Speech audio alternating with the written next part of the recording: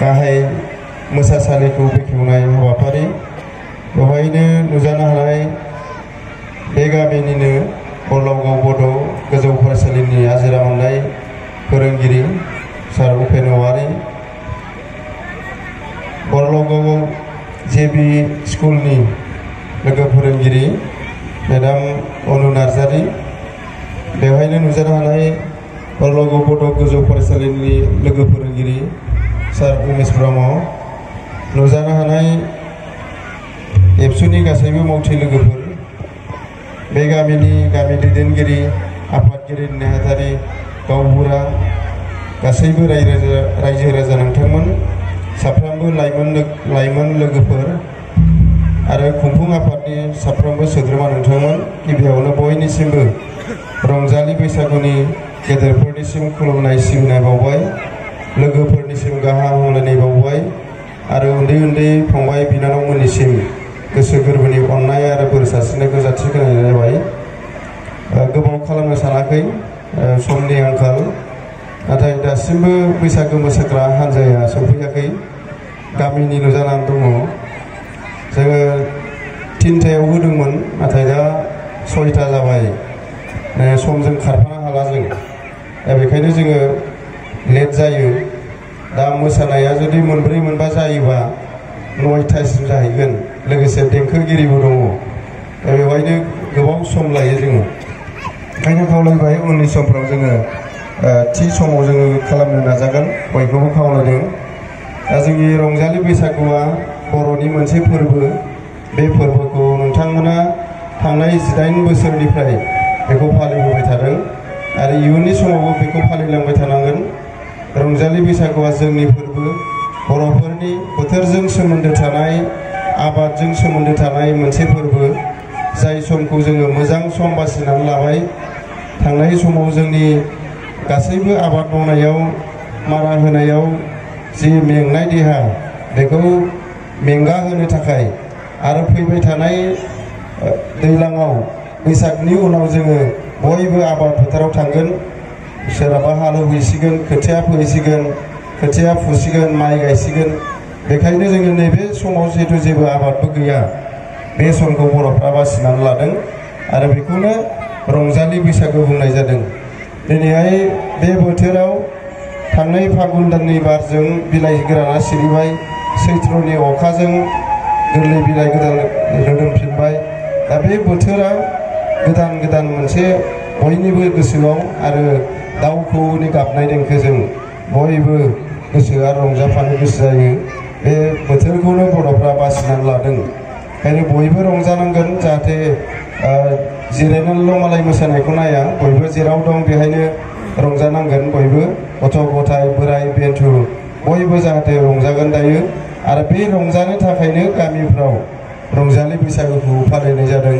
गोजानाव थांनानै रंजाहैनो हाया, गुबुनाव थांनानै जोङो रंजाहैनो हाया, बेखायनो गामियावनो खुंनानै बयबो रंजानो हानाय बायदि मोनसे खाबु खालामनानै होदों। बेखायनो बयबो रंजागोन खावलायबाय। जोंनि जि दोरोङारि, बेखौ जों लाखिलांबाय थानांगोन। देग्लाय जों बर'फ्रा गासै 13टा आयदायाव जोङो GI मोनबाय। जोंनि दख'ना, गामसा, इन्दि जि, जोंनि फास्रा, जोंनि खाम, जथा, सेरजा, सिफुं, गंगोना, बेखौ जोङो GI मोननाय जाबाय। दा बेखौ जोङो आयेनारियै मोनसे जोंनि होननानै बुंनो हानाय जोंहा गोहो जाबाय। दा बेखायनो जोङो बेखौ बाहायनांगोन, जोंजों बाहायजानांगोन, दख'नाफ्रा बाहायजानांगोन, गामसाया बाहायजानांगोन, जोंनि इन्दि जिया बाहायजाबाय थानांगोन आरो साफ्रोमबो बर' न'खराव इन्दि खुन्दुं लुनानै जि दानाय बे जोंनियाव थानांगोन बर'नि हारिमु हिसाबै। बेखौनो खावलायबाय, जाहाथे बे जेसेबां जों GI मोनबाय बेखौ फोथांनानै लाखिनायाव बयबो गोसो होगोन। आरो दिनै जोङो मोनफ्रोमबो गामिफोरखौ खावलायबोनाय जादों, गामियाव खाम, सेरजा, सिफुं, गंगोना गासैबो दामग्राया जोंनाव थानांगोन। जोंनि बर' गामिफ्राव जोङो गोबां जायगायाव नुयो रेडिमेड मेथाइजों बैसागु रंजायो, सोरनिबा रेकर्ड खालामखानाय मेथाइजों। दा बेखौ जोङो गैया खालामनानै जोङो जाहाथे खाम दामनानै, सेरजा हुनानै, सिफुं सुनानै रंजालि बैसागुखौ फालियो आरो बर'नि न'खरफ्राव, बर'नि गामिफ्राव बे जोंनि दोरोङारि दामजुनि देंखोआ रिंखाङो जों बेखायनो बयखौबो खावलायनाय जादों आरो जोङो थांनाय बोसोरथाम देग्लायजों बोसोरथाम जोंनि दोरोङारि खान्थि दिन्थिफुंनाय जोंनि बिजनि दख'रा एबसुनि रंजालि बैसागोजों लोब्बा लाखिनानै जोङो मोनसे जोंनि बर'नि खान्थिफोरखौ दिन्थिनो थाखाय जोङो थांनाय बोसोरथामनि सिगां बेखौ जागायदों आरो बेनि गेजेरजों जोङो मोनथाम दामग्राखौ जोङो बाहायनो हादों बिजनियाव मोनसेया जाबाय गंगोना जोंनिल' होनोमोन बे बर' गंगोनायाबो जोंनिसोमोन होननानै बुङोमोन नाथाय बेखौ जोङो प्रेक्टिकेलाव मोगथाङाव जोङो बाहायनायखौ नुवाखैमोन दा जोङो बिजनियाव बेखौ देग्लायनिफ्राय आबुङै बाहायहोनो हाबाय जोङो दख'रा एबसुनि गेजेरजों मानोना जोंनि बैसागो हान्जा मोसाहैनायाव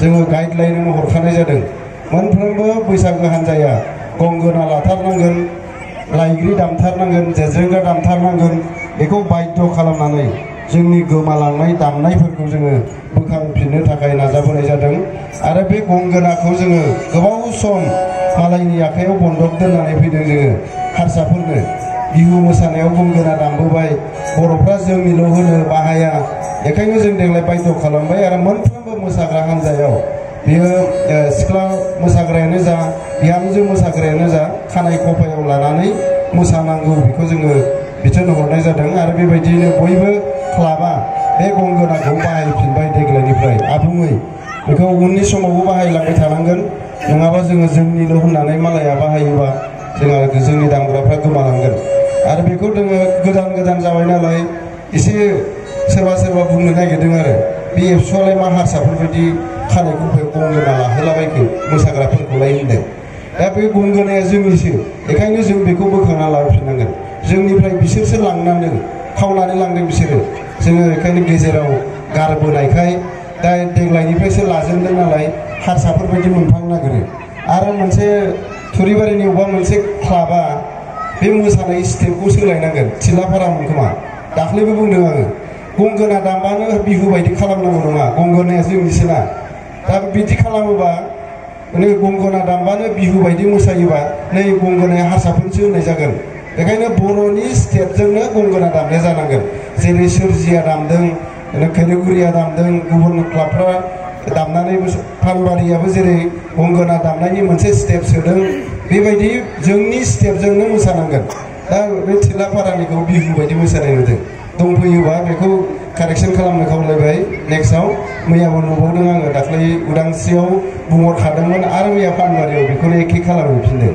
दा बेखायनो जोङो बेखौ जोंनि होननानै बजबना लानो हानांगोन आरो जोङो दाख्लै दा खैरोगुरियाबो दामगोन जेनजेनग्रा होननाय जेवरा बायदि हेबनानै फुथ्रोदनांगौ जायखौ जों गोदो नालेंखर थेमा बायदियाव माला बेगर होनानै दामोमोन मार्कस होनोमोन बे मार्कसआ जेनजेनग्रानि देंखोआवनो रिंगासिनो दङ मार्कस जों जायखौ बाहायोमोन जोंहा जेज्रेंग्राखौसो बिदि बाहायदोंमोन दा बेखायनो जोङो दाख्लै जों लानानै गिदिंबाय नालाय जोंखौ सोरबा बुंबाय आरो बे एबसुआ मा जेवरा लानानै मोसालाबायखो होननानै जेवरा लानानै मोसादों होनबाय जोंखौ दा जेवरा नङा बियो जेनजेंग्रासो जोंनि दामग्रा आरो मोनसे खासि हाथाय बायदि बानायनानै औवाखौ बेवहायनो होयो बेनो जोंनि देंखो जायो दा बेखायनो जों बेफोर दामजुफोरखौ बोखांनानै लाबोबाय आरो मोनफ्रोमबो क्लाबा बेखौ बाहायथारनांगोन दा मैया फानबारियाव नुबाय बाध्य खालामबाय नालाय जोंनि आनसलिकआव जोंनावल' दामहैबाय खिन्थु आरो फानबारियाव दामहैयासैलाय जेनजेंग्रा लाइग्रिफोरखौ दामासैलाय आरो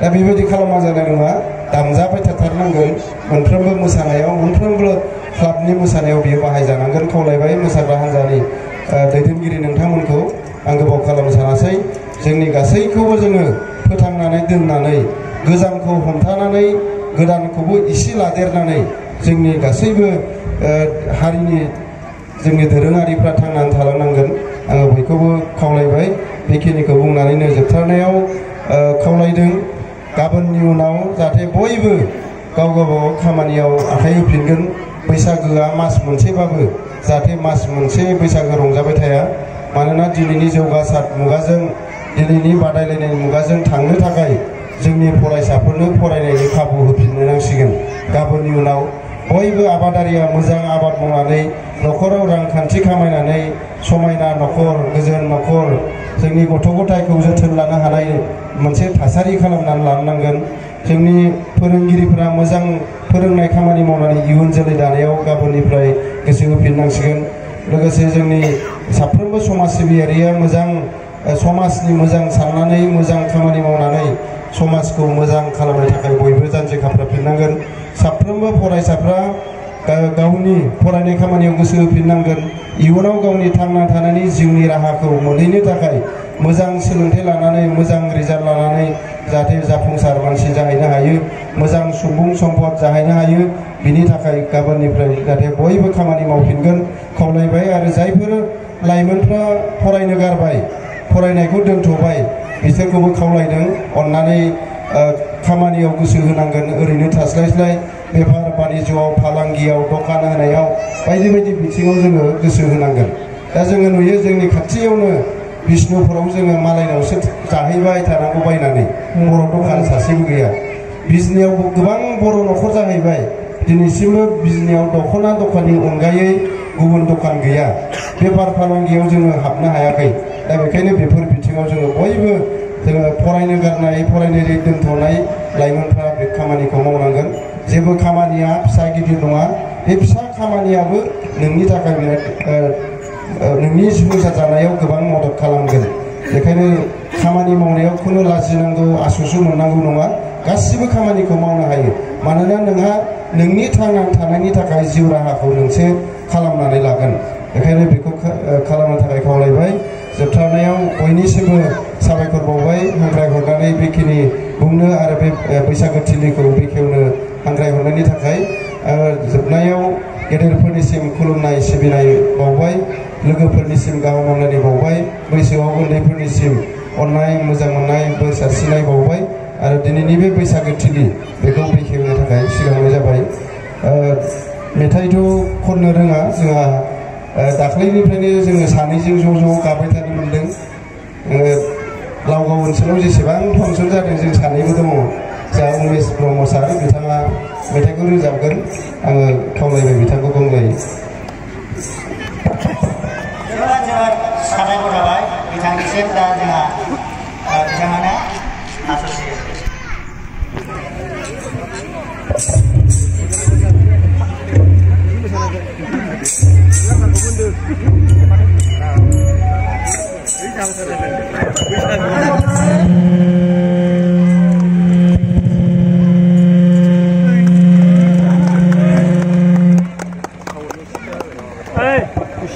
Işte hemen.